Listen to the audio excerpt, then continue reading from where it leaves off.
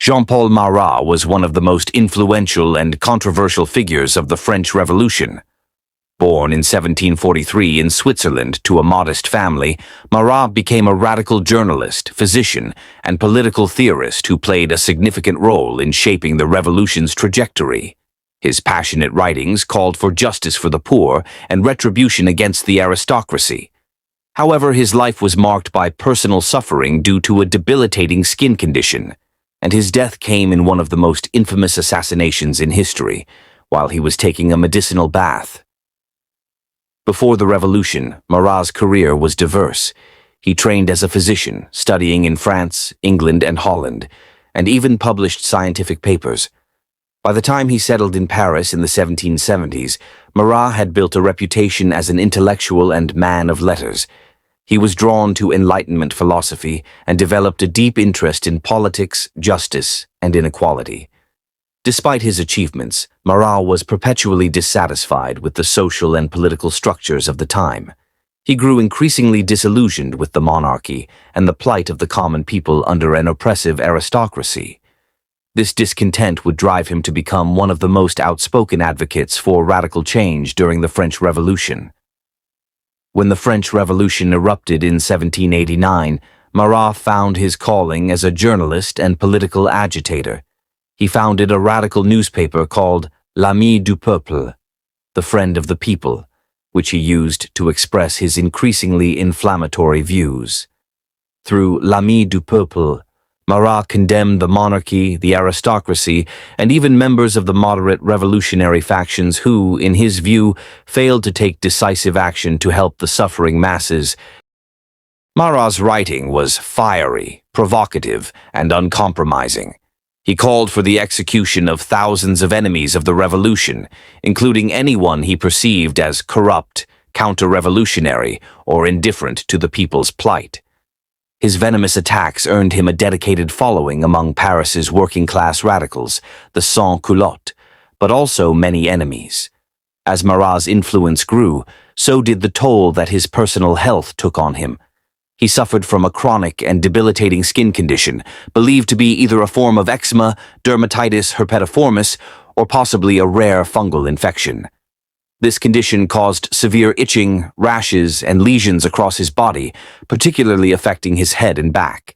It was a constant source of pain and discomfort, significantly impairing his ability to work and move freely. Desperate for relief, Marat turned to medicinal baths, which provided him with temporary respite from the pain. He often submerged himself in herbal baths, believing the warm water helped soothe his inflamed skin. These baths became a fixture in his daily life and work routine. Marat would often conduct meetings, write articles for L'Ami du Peuple, and receive visitors while sitting in his bath, a testament to the severity of his condition.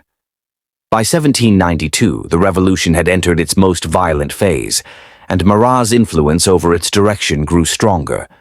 The monarchy had been overthrown and the French Republic had been declared, but the nation was still mired in political chaos. The Girondins, a more moderate revolutionary faction, clashed with the radical Jacobins, who were supported by Marat. Marat's relentless calls for executions and purges intensified during this period. He advocated for swift, brutal justice against anyone he believed was betraying the revolution, including political moderates, nobles, and even fellow revolutionaries. His rhetoric helped fuel the Reign of Terror, a period marked by mass executions and widespread fear. Marat's uncompromising stance alienated him from many other leaders of the revolution, including the Girondins, who saw him as a dangerous extremist. His enemies began to see him as a direct threat to their political survival, and they sought ways to neutralize his influence. Among Marat's many enemies was a young woman named Charlotte Corday. A member of the moderate Girondin faction, Corday believed that Marat's radicalism and inflammatory rhetoric were tearing France apart. She saw him as the driving force behind the revolution's violence and bloodshed, and believed that by killing him, she could stop the Reign of Terror and restore peace to France. On July 13, 1793, Corday traveled to Paris with the intent to assassinate Marat. She purchased a knife and made her way to his home, where she requested an audience with him. Corday claimed she had important information about a Girondin conspiracy and wanted to speak with Marat in person. At the time, Marat was bedridden and working from his medicinal bath. Despite his condition, he agreed to see Corday. She was allowed into his bathroom, where Marat was sitting in his bath, his head wrapped in a towel, writing notes on the revolutionaries Corday had named as conspirators. As she approached him, Corday pulled out the knife she had concealed in her clothing and stabbed Marat in the chest, directly in his heart. Marat died almost instantly, and Corday made no attempt to flee. She was arrested on the spot and executed by guillotine 4 days later. When asked why she had killed Marat, Corday famously responded, "I killed one man to save 100,000. The aftermath and legacy of Marat's death. Marat's assassination sent shockwaves through revolutionary France. To his supporters, particularly the sans-culottes, Marat became a martyr. His death was used as a rallying cry for the Jacobins and radicals, further intensifying the violence of the revolution. His bathtub, the scene of his murder, became a symbol of his sacrifice, and his image was immortalized in paintings, most famously by Jacques-Louis David in The Death of Marat, which depicted him as a fallen hero. Marat's death marked a turning point in the revolution. It further divided the Girondins and Jacobins, leading to even more brutal purges as the reign of terror escalated. Ironically, Corday's attempt to stop the bloodshed only fueled it further, as Marat's martyrdom galvanized his followers to seek revenge. While Marat's legacy remains controversial, his assassination is remembered as one of the most dramatic moments of the French Revolution. His life and death embody the extremes of the era, a man whose radical vision of justice led him to become both a hero to the poor and a symbol of terror to his enemies. Jean-Paul Marat's story is one of passion, pain, and revolution.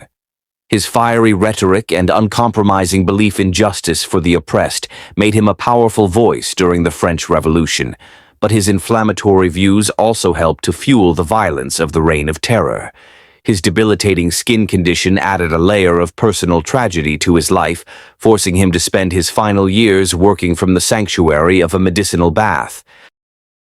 In the end, Marat's assassination at the hands of Charlotte Corday cemented his place in history as both a martyr and a symbol of the revolution's extremes.